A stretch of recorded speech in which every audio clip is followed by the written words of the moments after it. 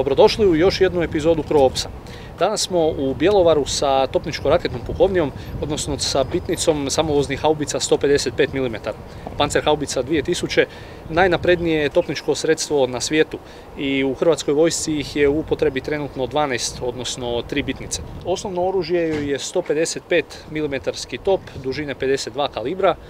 Oklop ju osigurava zaštitu od fragmenata topničkih projektila kao i 14,5 mm zrna, a kao što možemo ovdje vidjeti čak ima i eksplozivni reaktivni oklop koji osigurava dodatnu razinu zaštite u slučaju napada iz zraka. Također ima bacače dimnih kutija za prikrivanje, a motor od 1000 konjskih snaga omogućava joj mobilnost i pokretljivost do 62 km najveće brzine. Sama haubica ima težinu od 55 tona, a dodatni eksplozivni reaktivni oklop joj dodaje gotovo još 2 tone. Može djelovati i u režimu Mercy, odnosno Multiple Round Simultaneous Impact, što znači da se po različitim putanjama sa različitim barutnim punjenjima ispaljuje do 5 projektila koji onda simultano stižu na cilj. A kako funkcionira bitnica PZH 2000 saznajte u nastavku, a prije toga ću vas naravno pozvati da se pretplatite na kanal ako još niste, dijelite i lajkajte video te komentirajte. A ako ste u mogućnosti, naravno možete me izravno poduprijeti putem Patreona, za što sam link stavio u opis videa.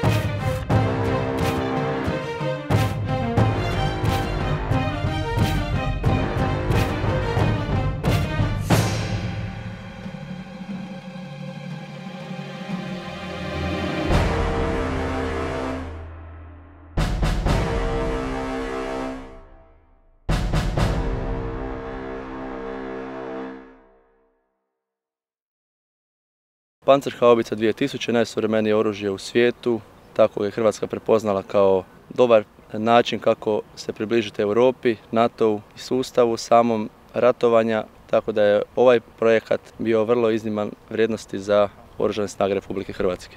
Panzerhaubica ima mogućnost gađanja do 3 projektila u 10 sekundi, do 10 projektila u minuti i do 20 projektila u 3 minute. Same karakteristike haubice da ima doseg 420 km sa jednim tankom, da ima motor od 735 kW. Druga stavka nam je sama zaštita haubice poput zaštite od 14,5 mm pancirnog zrna i fragmenata topničkog naoružanja, od neutronske radijacije.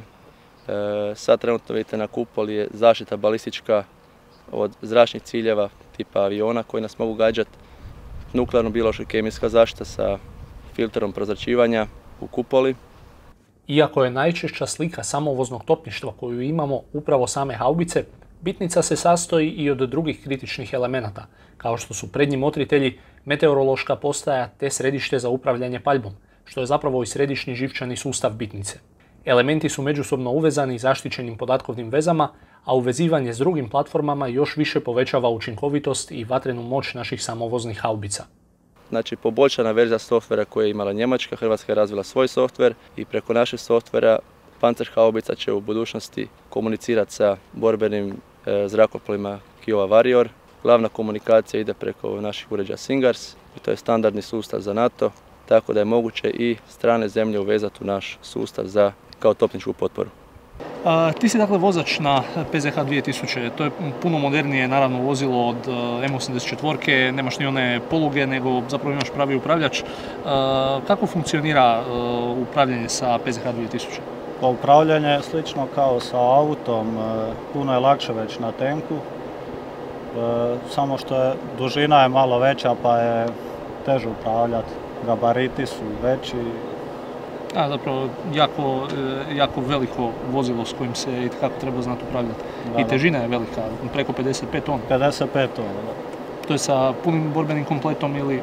55 tona je haubica, još sa ovim balističkim oklopom je 1840 kg. Dakle, skoro 57 tona. Da. Zauzimanje paljbenog položaja traje izuzetno kratko, što peteročlanoj posadi omogućava da izuzetno brzo izvrši djelovanje. Izvlačenje s paljbenog položaja još je brže, što neprijatelju ne daje nikakvu šansu za uzvratno djelovanje. Za popunu cijelog borbenog kompleta, koji se sastoji od 60 projektila prosječne težine oko 46 kg i njihovih punjenja, posadi je potrebno oko 10 minuta. Nalazite se na topničko-meteorološkoj postaji Vajsala Marvin MV32. Njena namjena je prizemno-meteorološki uvjeti. Također radimo sondiranje meteoroloških uvjeta po slojevima. Sondiranje se provodi svako 2 sata. Znači mjeri se temperatura, smjer vjetra, brzina vjetra, vlažnost i temperatura zraka. Radi ostvarivanja preciznosti za tokom gađanja. Znači po kojim slojevima, znači zapovjednik da do koliko visine metara i zatim putanje. Mi zaustavimo podatke, prebacimo na USB stick, predamo računateljima, znači u toci i oni to prenose na haubicu. Prednji motritelji u svojim zadaćama moraju biti dobro skriveni jer su najbliže neprijatelju, a koriste se najsuvremenijom motriteljskom optronikom kojom se u realnom vremenu pronalaze, identificiraju, označavaju i prosljeđuju informacije o ciljevima. Koliko je optronika dobra sam se i osobno uvjerio. Primjerice, dodirom gumba bilo koja točka u vidokrugu automatski se geolocira i iznosi potrebne podatke za vatrenu zadaću, a sve se to središtu za upravljanje paljbom šalje datalinkom. Cilj i zadaća prednjih motritelja je znači uočavanje, lociranje i osmatranje cilja te upućivanje poziva za vatru kada je za to potrebno. Domet uređaja Vektor Gel za osmatranje danju je 25 km, znači mjeri udaljenost do 25 km. Jim LR termokamera domet do 8 km, osmatranje ciljeva danju i noću u svim vremenskim uvjetima sa preciznošću unutar 5 metara. Da, informacije se prenose data linkom, više nema potrebe za klasičnim radio uređajem i glasovnim radio procedurama. Prednji topnički motritelji su oči sustava PZH, daju jasnu informaciju zapovjedniku o stanju na terenu i šalju izvješća o učinku vatre na cilju. Kao što možete vidjeti iza mene naše radno mjesto, Fire Direction Center ili skraćeno FDC ili po našem kako ga mi zovemo središte za upravljanje paljbom. Naša glavna zadaća je da u onom trenutku kada naša izvidnica odredi cilj po kojem će se djelovati, oni nama šalju poziv za vatru koji je određen prema standardnom NATO znakovlju. U svakom trenutku znamo koja je postrojba i veličina postrojbe koja je prisutna. Kada mi primimo od njih poziv za vatru, u našem trenutku onda da odlučimo koji će broj oružja djelovati, koja će biti vrsta streljeva, vrsta punjenja, koja će biti metoda nadzora.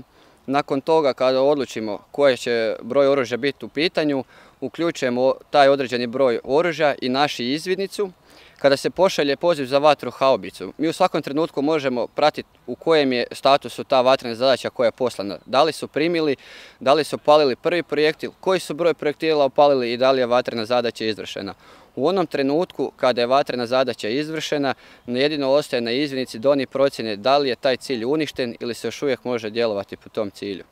PZH 2000 ili jednostavnije pancerice fantastičan su množitelj sile Hrvatske vojske, a da bi im se vatrena moć još više uvećala, potrebno je naravno i nabaviti najmodernije vrste topničkih projektila iznimno velikih dometa, daleko preko 60 km.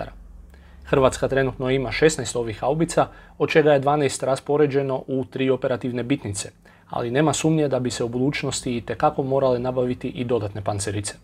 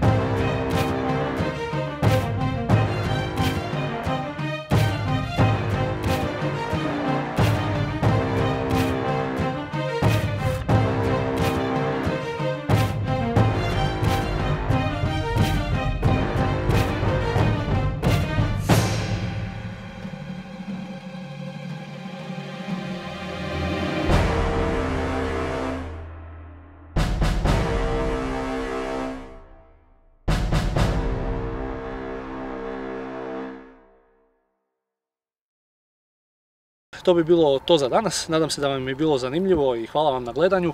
A naravno posebno se zahvaljujem i topničko-raketnoj pukovniji te bitnici 155 mm haubica što su nas ugostili ovdje u Bjelovaru. Vidimo se u idućoj epizodi CRO Opsa.